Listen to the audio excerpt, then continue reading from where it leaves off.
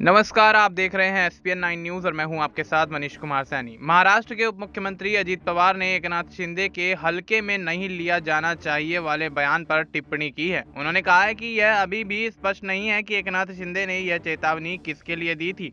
रविवार को अजीत पवार 98वें अखिल भारतीय मराठी साहित्य सम्मेलन के समापन सत्र को संबोधित कर रहे थे। इस दौरान उन्होंने सवाल किया कि क्या एकनाथ शिंदे यह कहना चाहते थे कि शिवसेना यूबीटी या किसी और को हल्के में नहीं लिया जाना चाहिए। वहीं सत्र में अजीत पवार के बाद बोलने वाले एकनाथ शिंदे ने इस बारे में विस्तार से नहीं बताया और केवल इतना कहा, मुझे हल्के में ना लें। टिप्पणी 2 साल पहले हुई एक घटना के संदर्भ में थी। जानकारी के अनुसार तालकटोरा स्टेडियम में आयोजित कार्यक्रम में पवार ने कहा, हाल ही में शिंदे ने एक वाक्यांश का इस्तेमाल किया था, मुझे हल्के में मत लीजिए। यह अभी भी स्पष्ट नहीं है कि यह टिप्पणी किसके लिए की गई थी।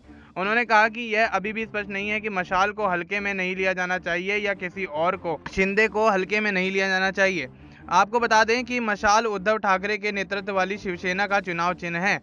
अजीत पवार ने यह भी स्पष्ट किया कि भारतीय जनता पार्टी, राष्ट्रवादी कांग्रेस पार्टी और शिवसेना के सत्तारूढ़ गठबंधन महायुति के भीतर कोई दरार नहीं है। शिंदे ने 2022 में उद्धव के नेतृत्व वाली अविभाजित शिवसेना से बगावत करते हुए बीजेपी के साथ मिलकर सरकार बनाई थी और मुख्यमंत्री पद पर काबिज हुए थे। 2024 के विधानसभा चुनाव के बाद देवेंद्र फडणवीस महाराष्ट्र के मुख्यमंत्री बन गए थे, जबकि शिंदे और पवार को उप मुख्यमंत्री की उपाधि सौंप दी गई थी।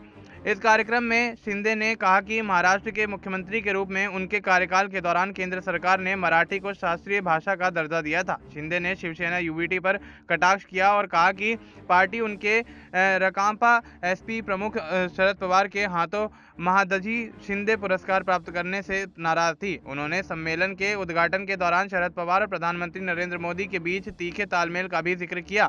शिंदे ने कहा कि हम चुनाव के बाद सब कुछ भूल जाते हैं और राजनीति से परे रिश्ते निभाते हैं। इन बयानों के आधार पर माना जा रहा है कि मायावती सरकार में सब कुछ पहले जैसा तो नहीं है।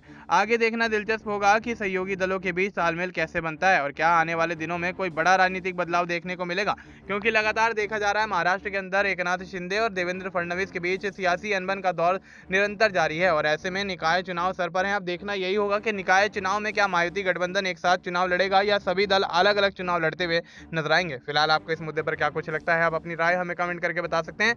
बाकी देश और दुनिया से जुड़ी तमाम जानकारी के लिए आप देखते रहिए एसपीएन 9 न्यूज़।